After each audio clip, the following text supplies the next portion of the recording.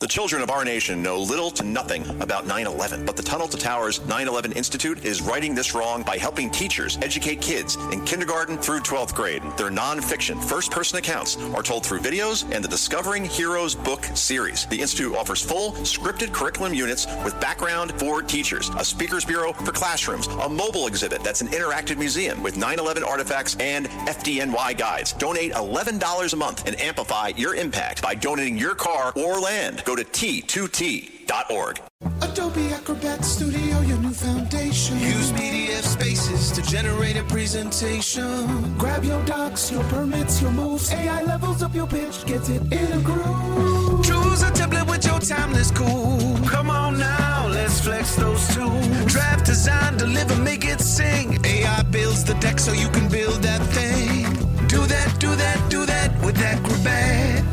Learn more at adobe.com/do-that-with-acrobat.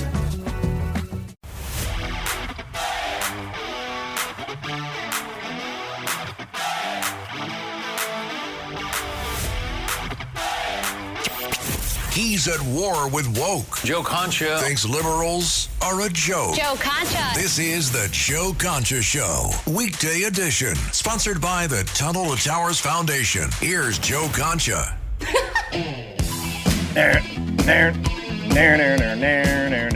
It's Hungry Like the Wolf. Duran Duran will be our featured band tonight. I think they're a top 20 band all time. My producer Kevin said, wait, they have more than one song? They have like 10 great songs. Dominated the 80s, a little bit of the early 90s as well, and then of course went away.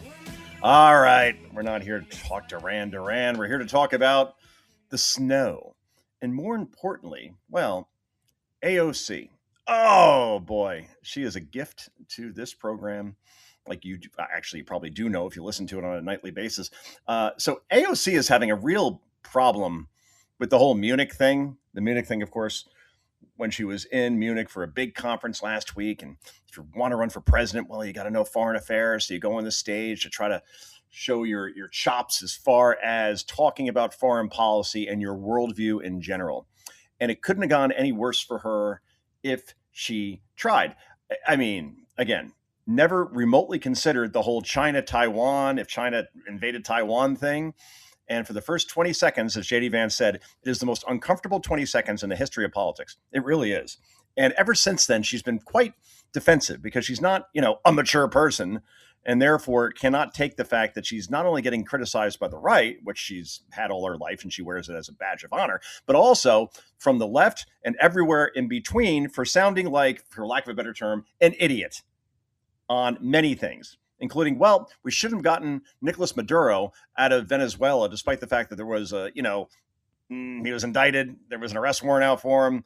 He destroyed Venezuela, one of the great countries in South America, as far as having liquid gold underneath there. That should make everybody rich. They should be a very prosperous country. Instead, 8 million people have fled Venezuela under his rule, illegitimately elected, clearly.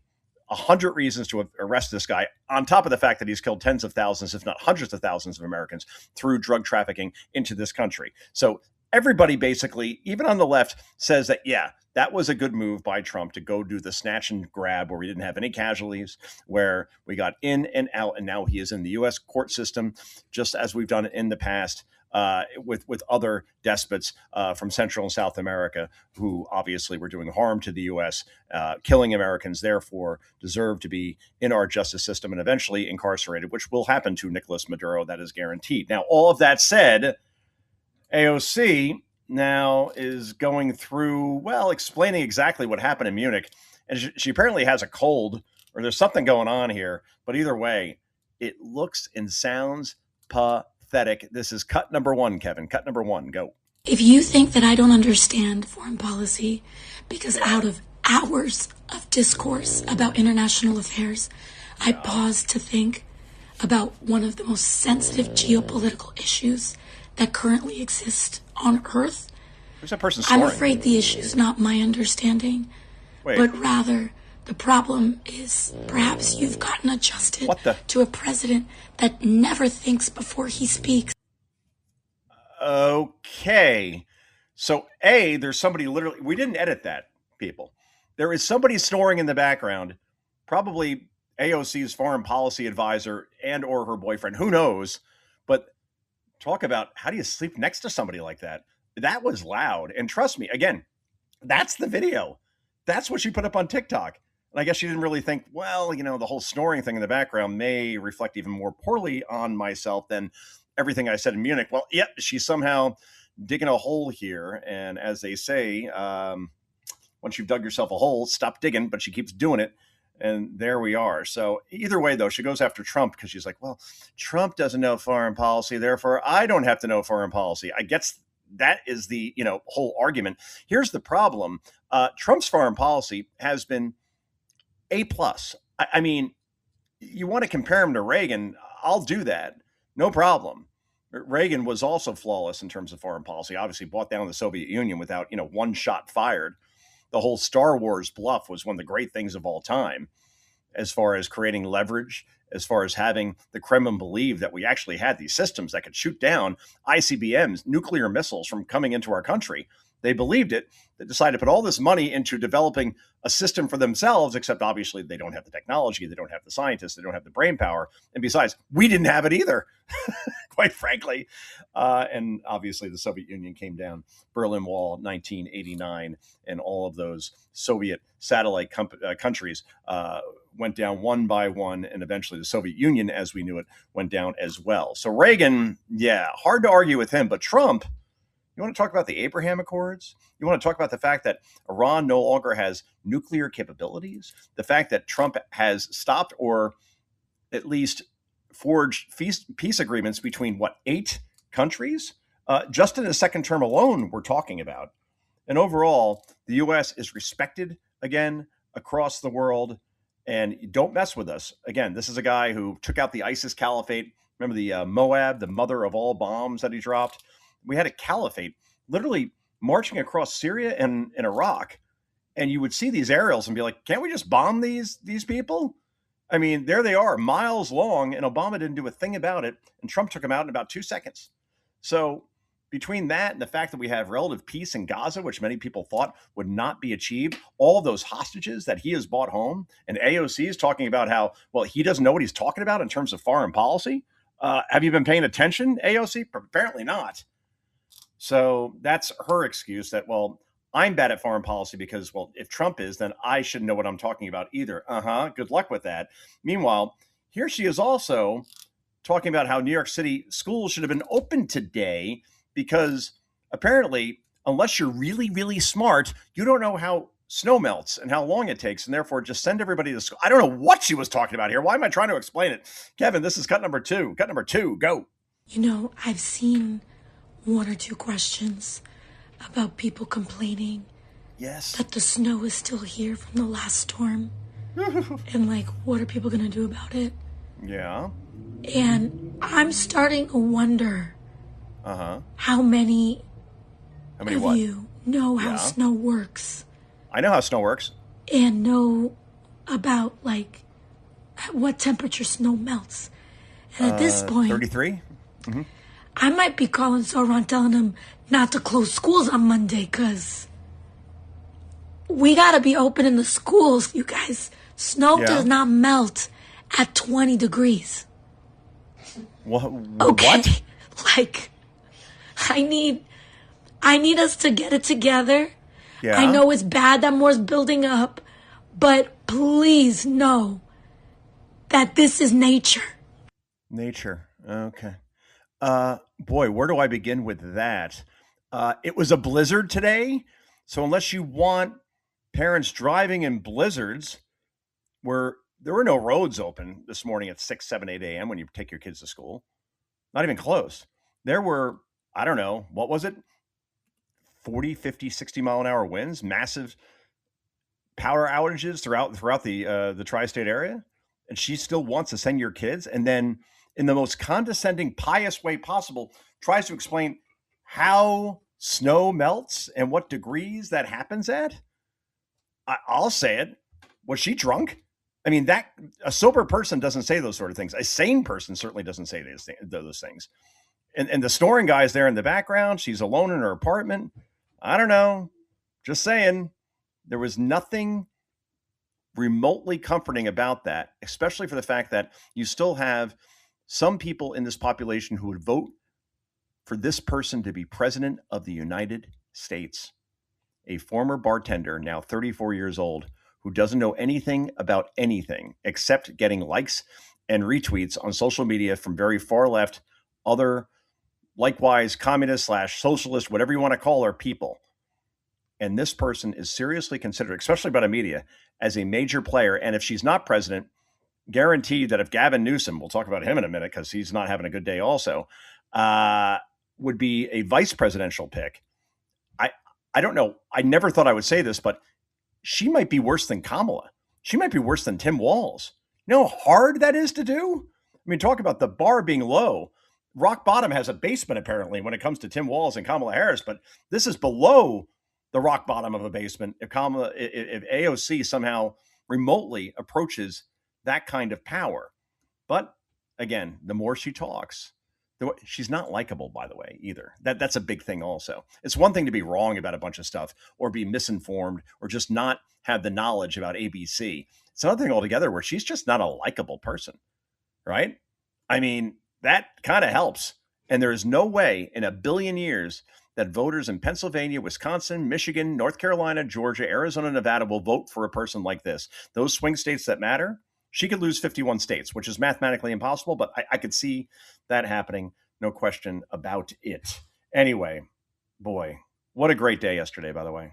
And to watch a New Jersey Devil baby. I know people say, why don't you, conform to your audience more and say you're a New York Rangers fan because this is a New York show. Now, I know I'm nationally syndicated as well across the country, but the home base for Concha at Night is WABC in New York.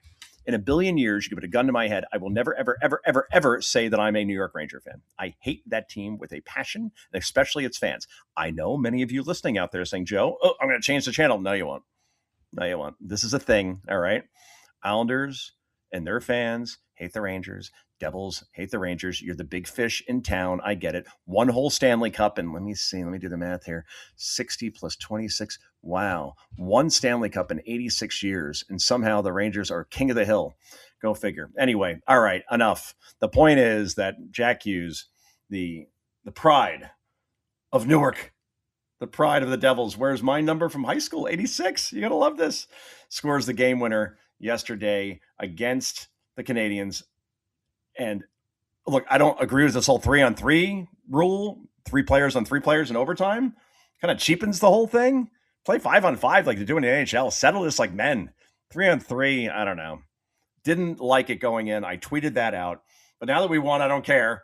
Jack Hughes loses a tooth, by the way.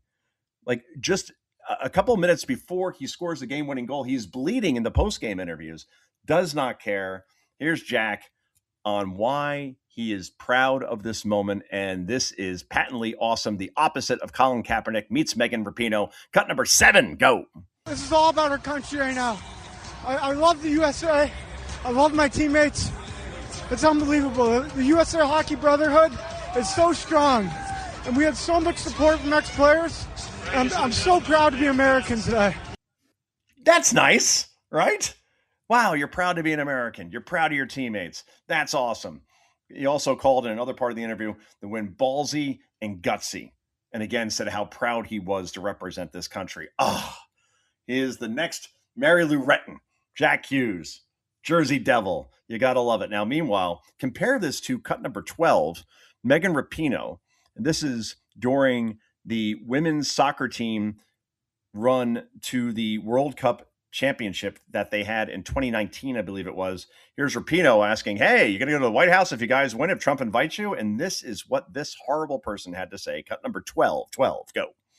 Are you excited about going to the White House? I'm not going to the White House. Oh, that's nice. No, I'm not going to the White House.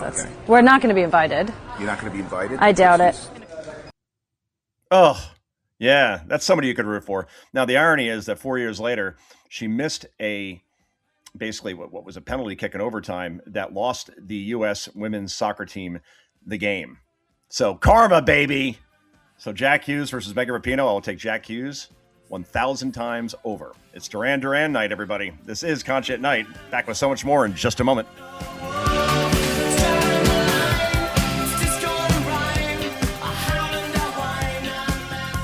This is the Joe Concha Show, weekday edition. Joe Concha. Sponsored by the Tunnel to Towers Foundation.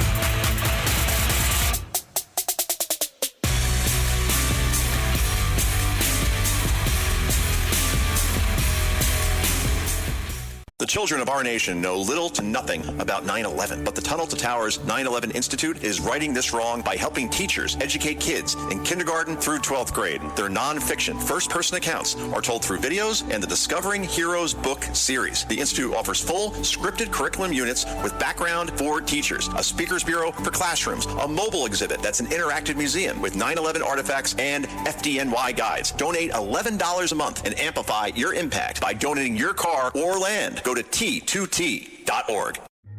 Instagram teen accounts have automatic protections for what teens see and who can contact them, plus time management tools. And Instagram will continue adding built-in safety features to help create age-appropriate experiences. Learn more about teen accounts and Instagram's ongoing work to protect teens online at instagram.com/teen accounts. Well, the holidays have come and gone once again, but if you've forgotten to get that special someone in your life a gift, well, Mint Mobile is extending their holiday offer of half off unlimited wireless. So here's the idea. You get it now, you call it an early present for next year. What do you have to lose? Give it a try at mintmobile.com/switch.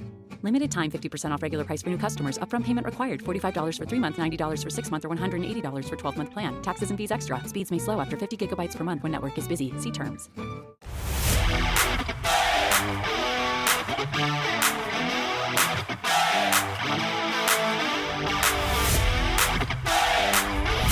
This is the Joe Concha Show, weekday edition. Sponsored by the Tunnel to Towers Foundation. Here's Joe Concha. Notorious.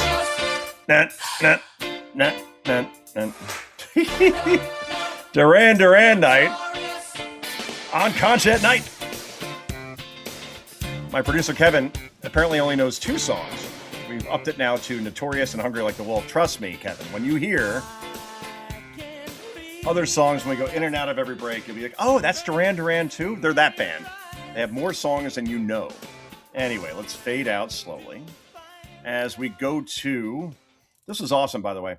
This is President Trump congratulating, I mean, this is great. He invites Team USA to come to the State of the Union, which will be tomorrow night, and some players agree to it. Now, whether that happens, we're not quite sure. We don't have confirmation here, but if every Democrat's going to boycott this, like it appears is going to happen outside of John Fetterman, I guess, well, there'll be plenty of seats. And wouldn't that be funny? Replacing Democrats with the scowls on their faces with a happy Team USA wearing their uniforms, by the way, which would be, I mean, the most awesome thing ever. Let's see if it happens. Anyway, here is the president congratulating Team USA on their first gold medal in hockey in 46 years. This is cut number 14. I'm sorry, 15, Kevin, go. Unbelievable, and you were all unbelievable. And that team is pretty good you played. I don't know if it's not going to begin anytime soon, right? And, you know, I tell you what, I just told my people 2 minutes ago, I didn't know they'd be calling. I said, we're giving the State of the Union speech on Tuesday night. I could send a military plane or something, but if you would like to, it's the coolest night. It's the biggest. We're in. Speech. Can you pick us up in Miami on Tuesday morning? Yeah, Tuesday morning. Close the northern border.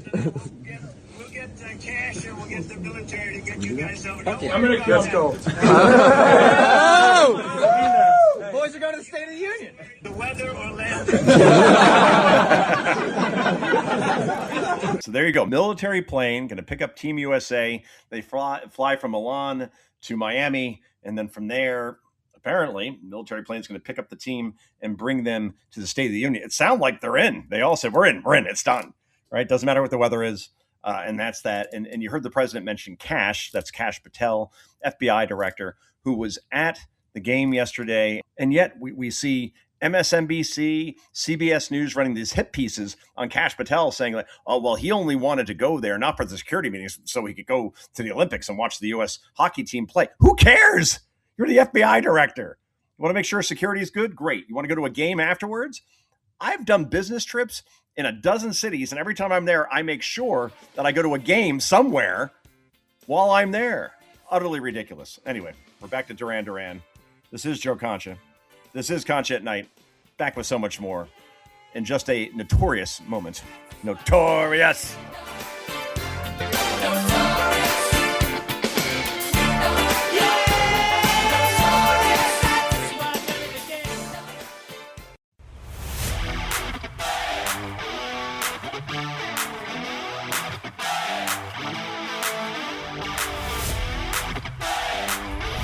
This is the Joe Concha Show, weekday edition, sponsored by the Tunnel to Towers Foundation. Here's Joe Concha.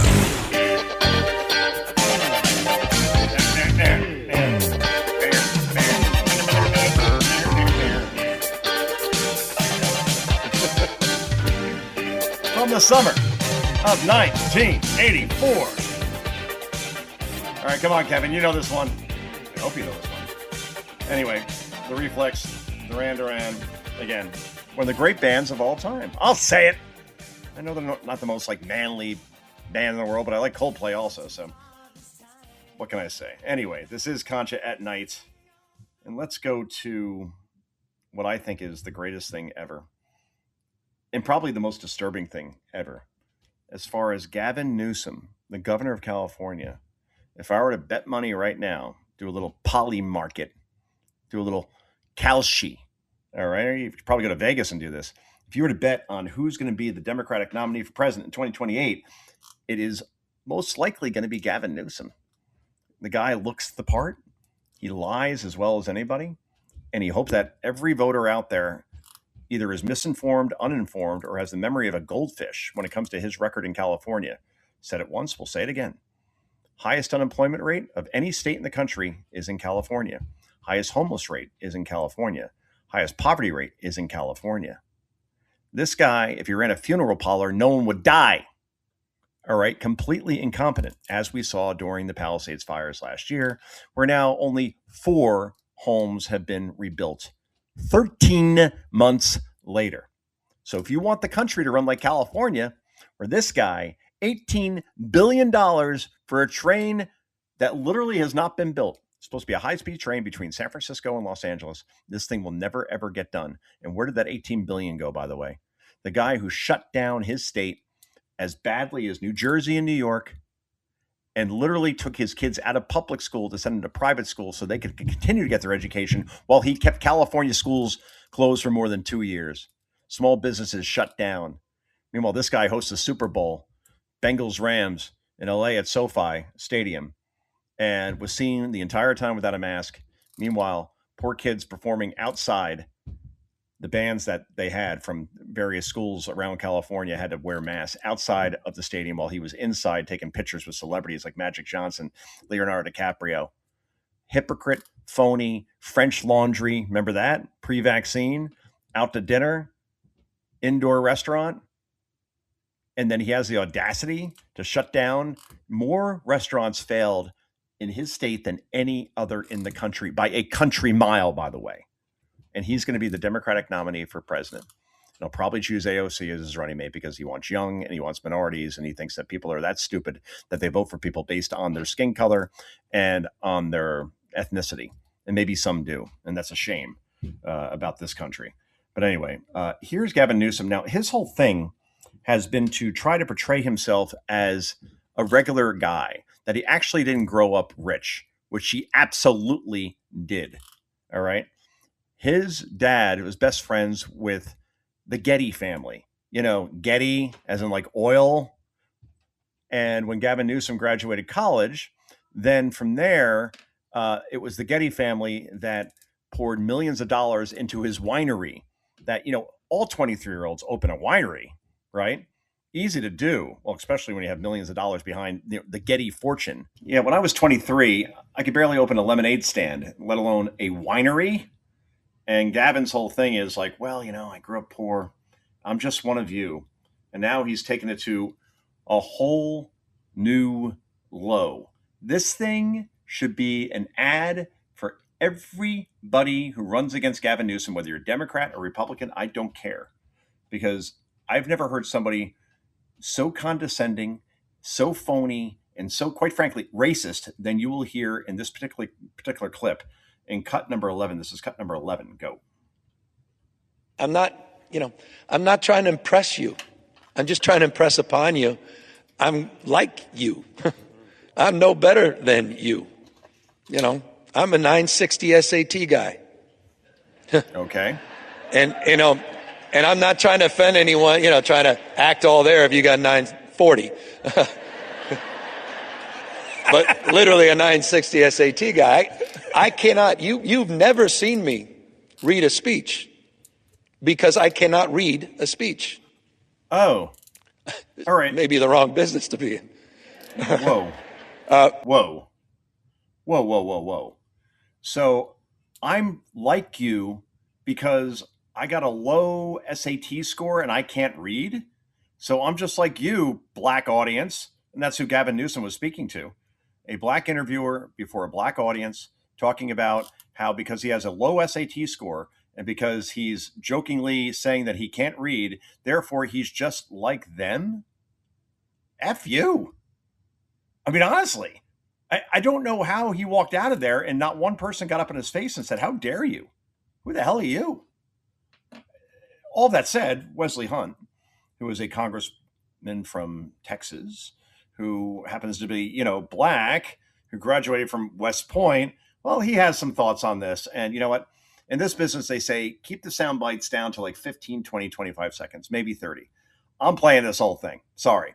Minute and 21, cut number 19, Wesley Hunt on Gavin Newsom's racist SAT remark.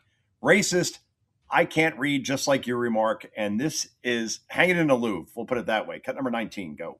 Would be incredibly insulting, but this is the Democrat Party, and this is how liberals think about us today. They're literally telling you who they are and how they really feel about black people. I call this the soft bigotry of low expectations. These people are so racist that they don't even understand how racist and how overtly racist all this stuff really is. And as a black man who clearly is educated and comes from a family of educated people, my sister, brother, and I, as I've said in the show many a day, are all West Point graduates. I earned 3 master's degrees from Cornell University. My brother is a Harvard Business School graduate. My sister, after West Point, got her master's degree in applied mathematics and was a West Point instructor, while both my brother and I were cadets at West Point. There's 60 years of military service in our entire family because my parents believed that Jesus plus education equals success. That has nothing to do with the way that you look. And to see benevolent white liberals like Gavin Newsom sit there and say in front of a bunch of black people that I'm like you because I did poorly on my SAT. I am like you because I can't read. Well, I'm here to tell you, Mr. Gavin, sir, I can read and I can do some math for 2. 2 plus 2 is 4. Do not offend us and offend a lot of black people. Amen. Wesley Hunt. That's beautiful. And again, you will not see that clip anywhere on cable news outside of Fox tonight, probably Newsmax, maybe. Right? I mean, that's again what Newsom said. I tweeted out at the time when I saw this. I said, "All right, let's see the coverage from the New York Times, the Washington Post, MSNBC, MS Now, whatever the hell it is, CNN, right? Mediaite. Let's see how much coverage this gets, because I can guarantee you, if anybody from the right said something like that to a black audience, it would be, forget 24/7 news, 25 hours a day, 8 days a week kind of news. Like, it would be wall to wall. Instead, Newsom gets away with it. And that's why he could be the nominee, because he could say things like that. And because of the bias of omission to protect him, the media does not cover this and call it what it is: overt racism. So that's the Newsom thing, trying to appeal to black people by saying, I'm stupid just like you, which again is the biggest insult of all time. But this is a thing in the Democratic Party, because we have seen this over and over again from other Democratic candidates or politicians or sitting congresswomen. In this case, here's AOC doing the accent thing. And the fact that people are kind of like clapping along with this and getting riled up, like, yeah, that's awesome. There's not one person in this audience that says, hey, you're pandering. This is not the way you speak. And how dare you try to conform to us by trying to sound the way you are right now when we know you don't speak that way. But nevertheless, here's AOC with her accent. And this one is a doozy. Cut number 1717, go. I'm proud to be a bartender. Ain't nothing wrong with that. Nothing wrong. There's nothing wrong with working retail, folding clothes for other people to buy. There is nothing wrong with preparing the food that your neighbors will eat. There is nothing wrong with driving the buses that take your family to work. There is nothing wrong with being a working person in the United States of America. And there is everything dignified about it. Wrong. WRAAAANGG. Wrong. Actually into that, whatever crowd she was speaking to. Again, AOC probably got this idea from Hillary Clinton and Kamala Harris, who have both run for president and both lost to the current president and Donald Trump. Here is cut number 16, and I don't even have to set this up. It's just, it speaks for itself. Cut 16, go. I don't feel no ways tired. I've come too far from where I started from. Nobody told me that the road would be easy. You a union member? You better thank a union member. Oh, good God. For the 5-day work week? You better thank a union member for sick leave. You better thank a union member for paid leave. You better thank a union member for vacation time. Oh, how didn't she win? I just don't get it. She's so authentic. Kamala, Hillary. You would think that one of these politicians would actually watch another politician do the fake accent thing and say, I'm not going there. I'm not going anywhere near there. I sound foolish. It's going to go viral for all the wrong reasons. And well, here we are. We got Gavin doing it, Hillary before him, Kamala, obviously, after her. Meanwhile, you got to hear this. This is what I think is one of the most crazy things ever. And that is Bernie Sanders talking about how if he wanted to vote and had to find his birth certificate, he doesn't know how to do it. Really. This is cut number 6. Cut number 6, Kevin, go. When it comes to registration, you got to find your birth certificate. If you know where yours is, I have no clue where mine is. Or you have to passport, and 2/3 African Americans don't even have passports. Passport, I was blocking on just then. But not only that, how many people go out, get married, yes, and then square their married name with their birth certificate? And that would be thrown out under that law. Under that law. Yeah. So that's what just passed the House of Representatives now needs to get the 60 in the Senate. So I like what Schumer said, dead on arrival.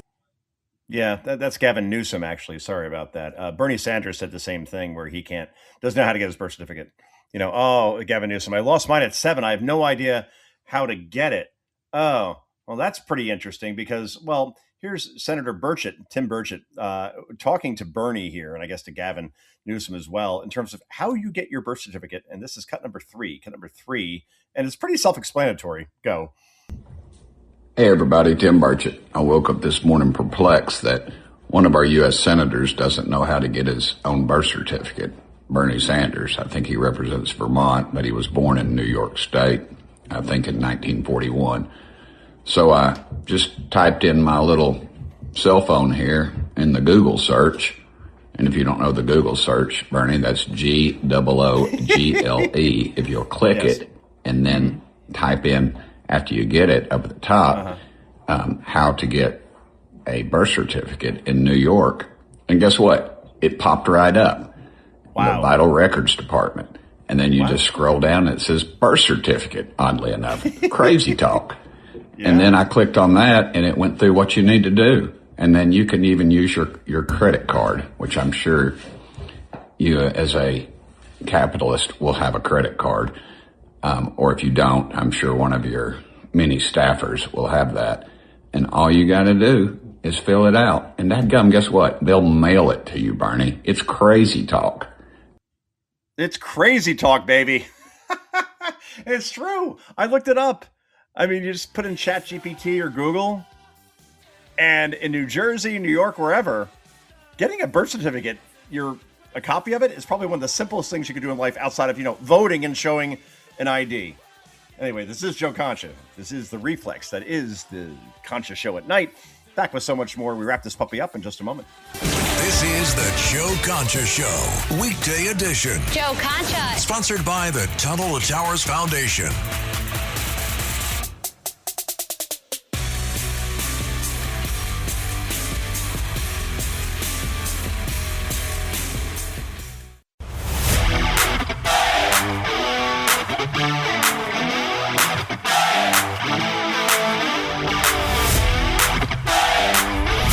This is the Joe Concha Show, weekday edition, sponsored by the Tunnel to Towers Foundation. Here's Joe Concha.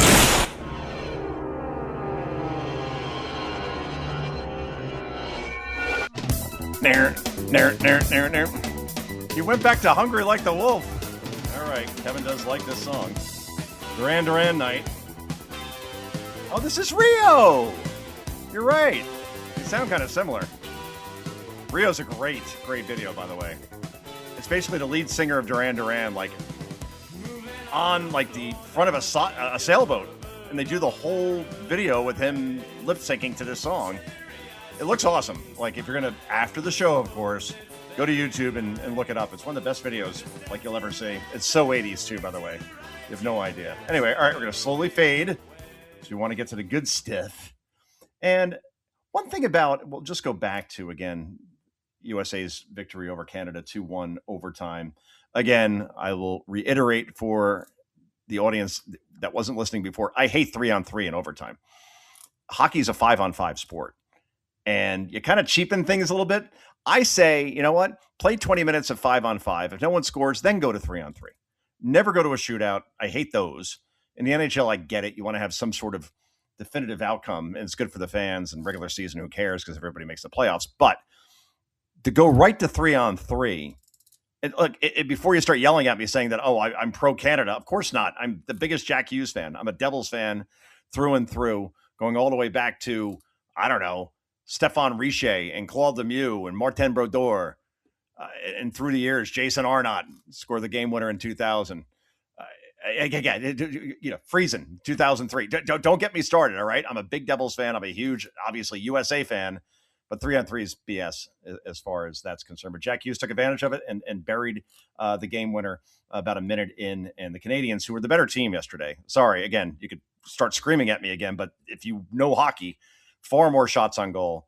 The U.S. goaltender, Connor, completely stood on his head like I have not seen. I think 41 saves against a team that has not one, not two, 8 snipers and still held them to 1 goal. Amazing. Anyway, Jim McKay, the great broadcaster, ABC for many, many years.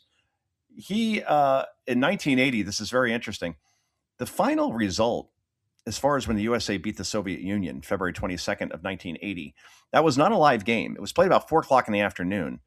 And then they played it on tape delay in prime time. But because you didn't have phones back then and social media back then, as far as cell phones, no one knew the result. When you're watching it live, when you're watching at 8:00, you assumed it was live. The game was already over, and almost the whole country didn't know what happened.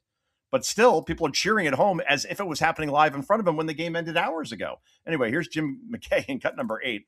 Really is amazing how far we've come as far as broadcasting is concerned. Cut number 8, go. Now, the events you're going to be seeing tonight both have been completed. It may be that many millions of you know the result. However, we said at the beginning we would not tip the result of something to you before we show it to you. We're going to follow that policy tonight because if there's only one person in this country who doesn't know how these two events turn out, I'm not going to be the one to tell it to him. Isn't it amazing? I mean, that's how it was back then. So, yeah, 1980, Miracle on Ice. America cheered as America, as Al Michael said, do you believe in miracles? Yes. Around 11 o'clock that night. Well, the game ended about 6 hours before that. So just a little tidbit that maybe you did not know. Anyway, let's play Zara Mandani. This guy is truly remarkable. as far as needing ID to shovel snow in New York when he objects to needing ID to, vote in New York. So shovel ID, yeah, you need it. In fact, 2 forms and your social security card. But if you want to, vote, well, that's far less important than shoveling. Here was Mamdani before the storm that dumped something like 15 inches of snow on New York. This is cut number 10. Go. We're utilizing 33 DSNY vans and 2 DSNY buses to transport shovelers where they're needed faster. And for those who want to do more to help your neighbors and earn some extra cash, you too can become an emergency snow shoveler. Just show up at your local sanitation garage between 8 a.m. and 1 p.m. tomorrow with your paperwork, which is accessible online at nyc.gov/snow, and you can get started right away. Ask not what you can do for your country. Ask not what your country can do for you. Ask what you can do for your country. Well, this is not quite the same thing. In the end, we've made a big mistake with Mamdani. I didn't vote for him. This is Joe Concha. This has been Concha at Night. Back tomorrow night, 9 p.m. WABC New York and across the country. Until then, 2 words for you. Bye-bye.